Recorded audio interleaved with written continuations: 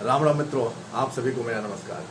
मित्रों, basic English grammar का हम लोग का एक सेशन चल रहा है जिसमें अभी तक हम लोगों ने पार्ट्स ऑफ स्पीच को पढ़ा और उसमें हम लोगों ने सीखा कि पार्ट्स ऑफ स्पीच में 9 पार्ट होते हैं। उसके बाद हम लोगों ने फिर से उसके हर एक पार्ट को यानी कि नाउन को पढ़ा, प्रोनाउन को पढ़ा, एडजेक्टिव को पढ़ा, वर्ब को पढ़ा, एडवर्ब को पढ़ा और इसके बाद हम लोगों का प्रीपोजिशन और कंजंक्शन और आर्टिकल छूट रहा है। इंटरजेक्शन जितना मैंने पार्ट्स ऑफ स्पीच में पढ़ाया उतना सफिशिएंट है, वही आप लोग पढ़ लेना बेसिक इंग्लिश ग्रामर में। हालांकि इंटरजेक्शन से आपको मैं जब इंटरमीडिएट लेवल की ग्रामर बताऊंगा तो उसमें मैं थोड़ा हाई लेवल की बता दूंगा, लेकिन अभी इस बेसिक इंग्लिश ग्रामर के मॉड्यूल में आप लोगों को जो मैंने पार्ट्स ऑफ स्पीच के सेशन में कराया था उतना सफिशिएंट है।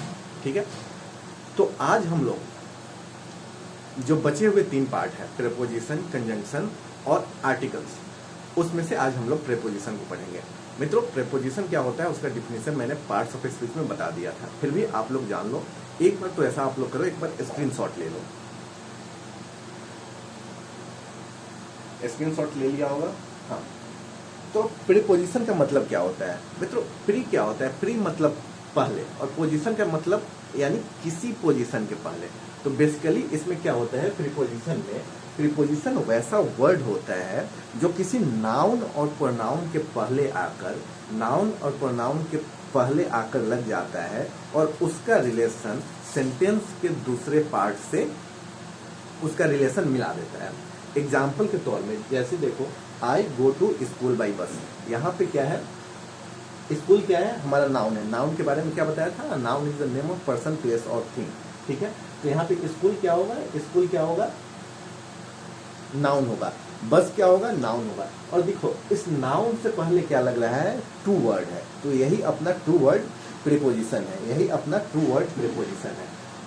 देखो, नाउन है, नाउन से पहले लग गया टू, तो टू अपना प्रीपोजिशन हो गया। वैसे ही बस क्या है? नाउन, बस से पहले क्या लग गया? बाई, तो बाई भी अपना प्रीपोजिशन हो गया। तो यहाँ पे हम लोगों ने क्या सीखा कि टू और बाई यहाँ पे प्रीपोजिशन है जो कि नाउन और प्रोनाउन के पहले लगता है और यहाँ पे नाउन के पहले लग रहा है। ठीक है, और बाकी जो उसका सेंटेंस का अलग पार्ट होता है उससे उसको रिलेशन जोड़ देता है। जैसे मैं स्कूल जाता हूँ, किससे? बस से, तो यहाँ पे बस को लिंक किया गया। ठीक है, मैं स्कूल जाता हूँ बस से।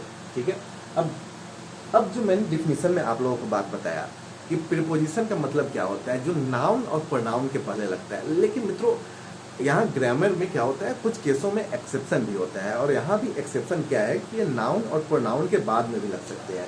एग्जाम्पल के तौर पे आप यहाँ देखो, जैसे यहाँ पे ऐसे सही से दिखाई देगा, who was he talking to, who was he talking to. यहाँ पे देखो, टू क्या है? टू अगेन प्रीपोजिशन है, लेकिन यहाँ पे टॉकिंग के बाद लग रहा है, यानी वर्ब के बाद लग रहा है। तो हर केस में ऐसा नहीं होता है कि प्रीपोजिशन हमेशा नाउन और प्रोनाउन के पहले लगता है। कुछ एक्सेप्शन भी होता है, जो कि एक्सेप्शन का एग्जांपल यहाँ मैंने आप लोगों को दिखाया कि who was he talking to. दूसरा एग्जांपल, एक और एग्जांपल देख लो, I don't have a pen to write with, यानी कि मेरे पास पेन नहीं है जिससे मैं लिख सकूँ। I don't have a pen to write with. ठीक है, तो यहाँ पे टू देखो और यहाँ पे विथ देखो, तो विथ क्या है? विथ भी प्रीपोजिशन है। ठीक है, और टू क्या है? टू भी प्रीपोजिशन है। तो मित्रों, एक कुछ प्रीपोजिशन के डिफिनेशन और उसके बेसिक एग्जाम्पल था जो मैंने आप लोगों को समझाने का प्रयास किया और उम्मीद है कि आप लोगों को समझ में आ गया। ठीक है, अब मित्रों, प्रीपोजिशन के कुछ फॉर्म होते हैं। जैसे अभी तक जो मैंने आप लोगों को बताया, यहाँ पे टू हो, बाई हो गया, यहाँ पे फिर टू हो गया और यहाँ विथ हो गया। तो ये प्रीपोजिशन के 2 फॉर्म होते हैं। एक होता है वन वर्ड प्रीपोजिशन और दूसरा होता है कॉम्प्लेक्स प्रीपोजिशन। तो मित्रों, वन वर्ड प्रीपोजिशन से क्लियर है कि उस प्रीपोजिशन में सिर्फ एक वर्ड आएंगे और कॉम्प्लेक्स प्रीपोजिशन का मतलब है कि उसमें एक वर्ड से ज्यादा आएंगे। एग्जाम्पल देखो, जैसे in, on, at, far, near, above, below, ये सब, यानी कि आप फ्रॉम, अंडर, एबव, ये सब क्या आ जाएंगे? वन वर्ड प्रीपोजिशन आ जाएंगे। वैसे ही कॉम्प्लेक्स प्रीपोजिशन मतलब कि वन वर्ड से ज्यादा, जैसे कि in front of, for a while, according to, instead of, और ऐसे ही कुछ और सब जो कि कॉम्प्लेक्स प्रीपोजिशन में आते हैं। तो मित्रों, अगर आपसे पूछा जाए कि प्रीपोजिशन के फॉर्म कितने होते हैं तो आप लोग दो एग्जांपल दोगे। एक तो वन वर्ड प्रीपोजिशन जिसमें सिर्फ एक वर्ड का प्रीपोजिशन होता है, और दूसरा कॉम्प्लेक्स प्रीपोजिशन जिसमें एक वर्ड से ज़्यादा होता है, जैसे in front of, according to me, for a while, instead of, ये सब कॉम्प्लेक्स प्रीपोजिशन के एग्जाम्पल हो जाएंगे। जैसे कुछ एग्जाम्पल यहाँ पे देख लो, जैसे the lion jumped over, he was waiting in front of the CBI office. यहाँ पे क्या है, इन फ्रंट ऑफ द, तो इन फ्रंट क्या है यहाँ पे, कॉम्प्लेक्स प्रीपोजिशन है। ही was waiting in front of the CBI office, तो यहाँ पे क्या हो गया, इन फ्रंट क्या हो गया, कॉम्प्लेक्स प्रीपोजिशन। तो मैंने सिर्फ आपको एग्जाम्पल बताया कि जो प्रीपोजिशन का फॉर्म होता है, एक वन वर्ड का और कॉम्प्लेक्स का, तो दोनों का मैंने एग्जाम्पल दे दिया। वन वर्ड का तो मैंने शुरू में ही दे दिया, और कॉम्प्लेक्स का यहाँ मैंने दे दिया, ही was waiting in front of the CBI office.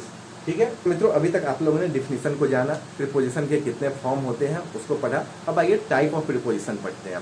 मित्रों, मेरा बेसिक इंग्लिश ग्रामर पढ़ाने का सिर्फ मकसद ये है कि बच्चों को क्या पढ़ रहे हैं वो जानकारी होनी चाहिए। अब मैं बहुत विद्यार्थियों से पूछता हूँ कि भाई प्रीपोजिशन क्या होता है, तो वो लोग क्या बताते हैं, in, and, in, on, at, to, for, ever, below, up, down, यही सब बताते हैं। लेकिन अगर उनसे बेसिक पूछ लिया जाए तो नहीं बताते हैं, क्योंकि वो रट्टू तोता बन जाते हैं, एक तरह से रट्टू तोता बन जाते हैं। तो मित्रों, इस चीज को आप लोगों को रट्टू नहीं बनना है। ठीक है, जो चीज पढ़ रहे हैं, यानी कि सीधी बात समझो कि जो चीज हम खाना खा रहे हैं वो क्या खाना खा रहे हैं हमें पता होना चाहिए। अगर हम सॉल्टी खा रहे हैं तो हमें पता होना चाहिए कि हाँ टेस्ट में सॉल्टी लग रहा है। अगर कोई चीज मीठा खा रहे हैं तो हमें मीठा का अनुभव होना चाहिए। ठीक है, तो वैसे ही रटना नहीं है, आराम से पढ़ना है, समझना है। उसके बाद फिर हम लोग जब इंटरमीडिएट लेवल की ग्रामर लाएंगे उसमें हम लोग एक से एक एग्जाम्पल को पढ़ेंगे जो कि एग्जाम में डायरेक्ट पूछे जाते हैं। अब मित्रों, टाइप्स ऑफ प्रीपोजिशन को पढ़ते हैं। मित्रों, प्रीपोजिशन के तीन टाइप होते हैं। इससे पहले आप लोग ये समझो कि प्रीपोजिशन का यूज कहाँ कहाँ किया जाता है। प्रीपोजिशन का यूज टाइम को बताने के लिए, मूवमेंट को बताने के लिए, या किसी के प्लेस को बताने के लिए। बस इन तीन चीज़ों का यूज प्रीपोजिशन का यूज इन तीन चीज़ों के लिए ही किया जाता है। और इन तीनों चीज़ों में जो प्रीपोजिशन का यूज किया जाता है यही टाइप ऑफ प्रीपोजिशन में आ जाता है। जैसे प्रीपोजिशन का यूज हम टाइप में टाइम के लिए करते हैं तो प्रीपोजिशन ऑफ टाइम पहला टाइप, प्लेस के लिए करते हैं तो प्रीपोजिशन ऑफ प्लेस दूसरा टाइप, मूवमेंट के लिए करते हैं तो प्रीपोजिशन ऑफ मूवमेंट तीसरा टाइप। ठीक है, तो मित्रों, प्रीपोजिशन ऑफ टाइम से मतलब क्या होता है, मतलब सेंटेंस में कोई हमारे पास वैसा सेंटेंस होगा जो कि टाइम को बताएगा कि when something is happening. Preposition of time is used to show when something is happening. ठीक है, इसके एग्जांपल हो जाएंगे, सारे एग्जांपल टाइम से रिलेटेड होंगे।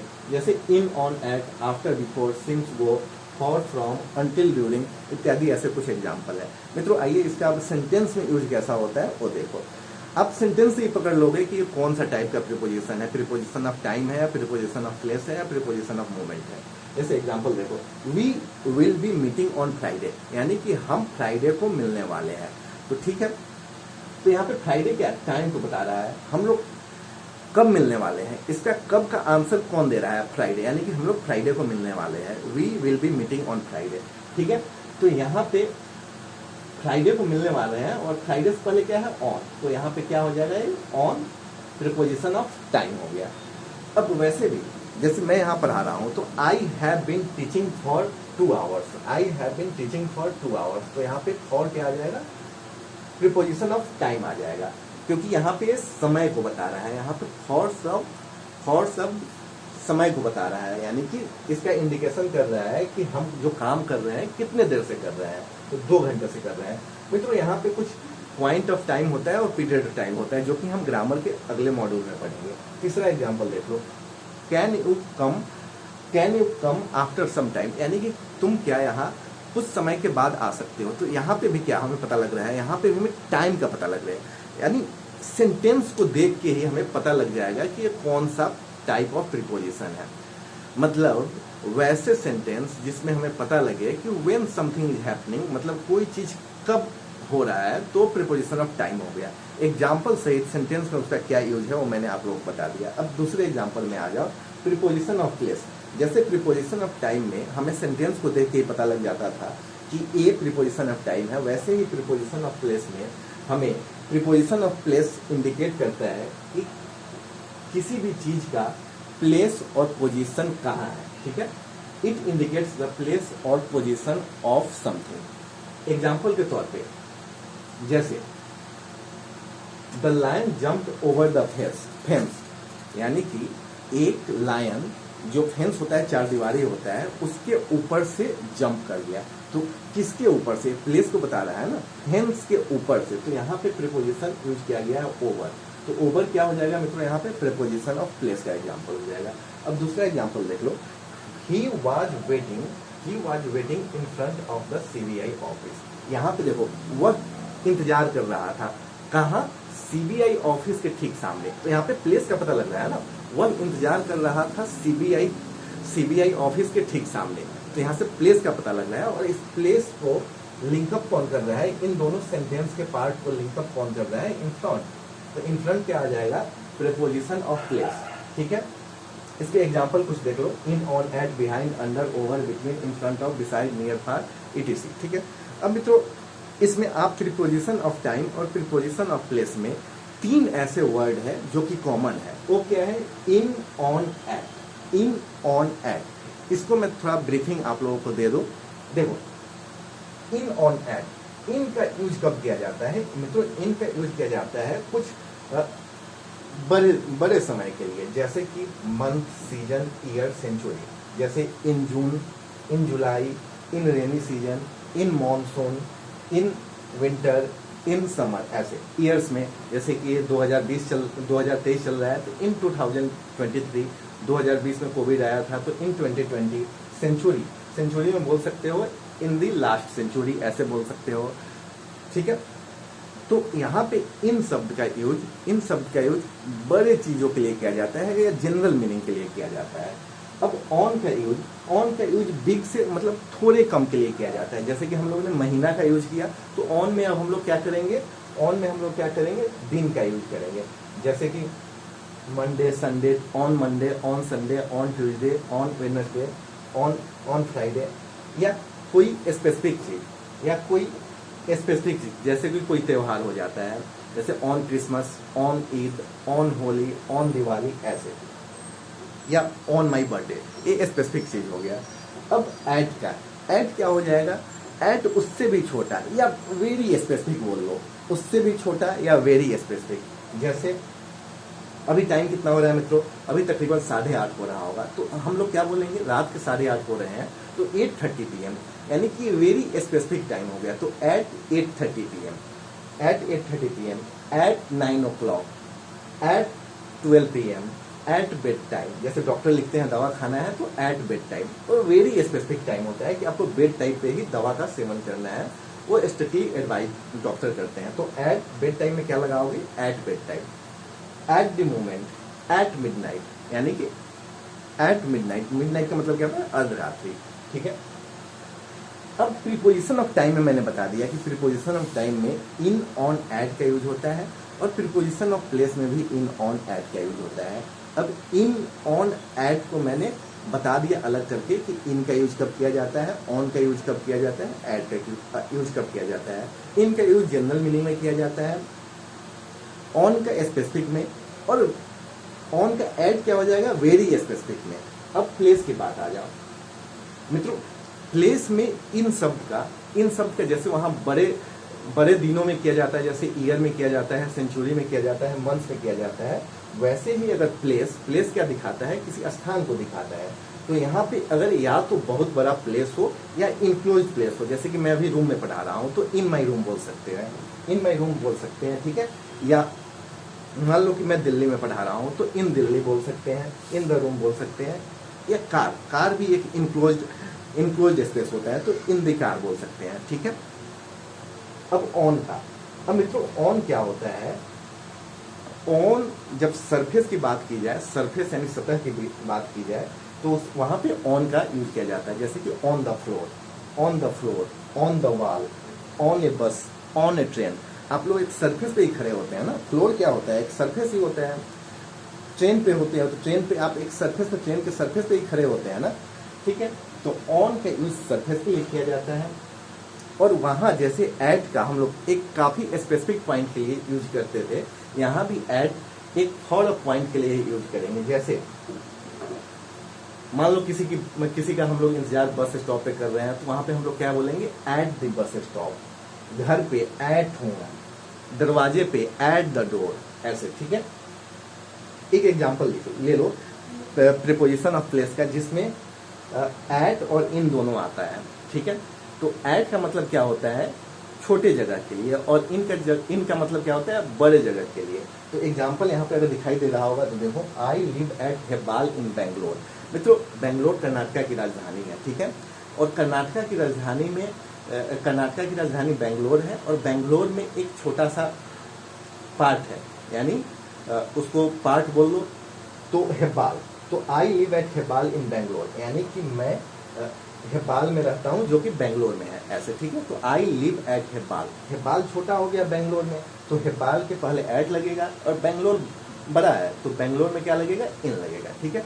तो मित्रों, 3 वैसे वर्ड जो कि कॉमन थे, प्रीपोजिशन ऑफ प्लेस में भी थे और प्रीपोजिशन ऑफ टाइम में थे, तो उनका यूज कहाँ और किस सिचुएशन में करना है वो मैंने आप लोगों को बता दिया। अब टाइप ऑफ प्रीपोजिशन में एक बच गया, प्रीपोजिशन ऑफ मूवमेंट। मित्रों, ये भी ठीक आप लोग जैसे कि टाइम, वैसे सब जो टाइम को बताता हो तो वो क्या होता था, प्रीपोजिशन ऑफ टाइम। वैसे शब्द को हम लोगों ने देखा जिससे पता लग रहा है कि प्लेस का, यानी कि स्थान का पता लग रहा है, तो प्रीपोजिशन ऑफ प्लेस हो गया। और प्रीपोजिशन ऑफ मूवमेंट में वैसे शब्द को देखना है जिससे पता लगे कि हमारा मूवमेंट कहाँ हो रहा है या किस डायरेक्शन में कोई काम हो रहा है, तो प्रीपोजिशन ऑफ प्लेस होगा। एग्जाम्पल के तौर पे, to, into, unto, down, over, from, toward, from, etc..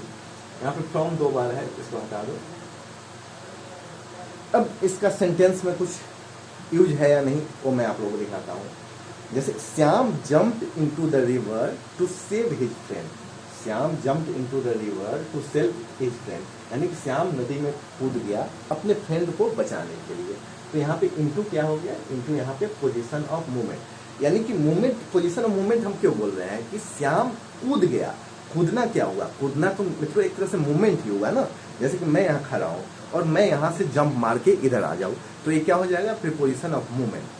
तो यहाँ पे जंप कर रहा है, और जंप के बाद क्या है, नदी में कूद रहा है।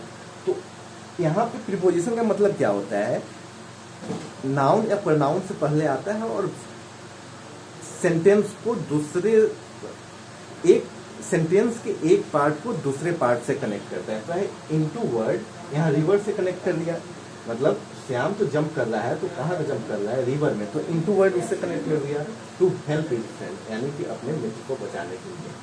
अब दूसरा एग्जांपल देखो, Mohan is going to the market. Mohan is going to the market, यानी मोहन बाजार को जा रहा है, ठीक है। तो यहाँ पे टू क्या आ जाएगा, टू यहाँ पे मित्रों आ जाएगा प्रीपोजिशन ऑफ मूवमेंट, ठीक है। तो बेसिक सी बात थी, आप लोगों को खुद सेंटेंस से ये पता लग जाएगा। मित्रों, एक सजेशन मैं आप लोगों को देना चाहता हूँ, जितना हो सके आप लोग इंग्लिश नॉवेल को पढ़ो, इंग्लिश बुक को पढ़ो, या हो सके तो इंग्लिश न्यूज़पेपर को पढ़ो। और न्यूज़पेपर में तो 10 से 15 पेज होते हैं, ठीक है। तो उसमें आप सिर्फ एडिटोरियल सेक्शन को पढ़ लो, उससे आप लोगों का मतलब रीडिंग स्किल काफ़ी डेवलप होगा। और रीडिंग स्किल डेवलप होने से ये पता लग जाता है कि कौन चीज़ कहाँ, भले आपको ग्रामर आए या ना आए, लेकिन अगर सेंटेंस इंप्रूवमेंट या फिल इन द ब्लैंक्स है तो आपका अगर रीडिंग स्किल अच्छा है तो आप उससे भी कर सकते हो। मित्रों, अगला सेशन हमारा कंजंक्शन का होगा। मिलते हैं अगले सेशन में। जय हिंद, जय भारत।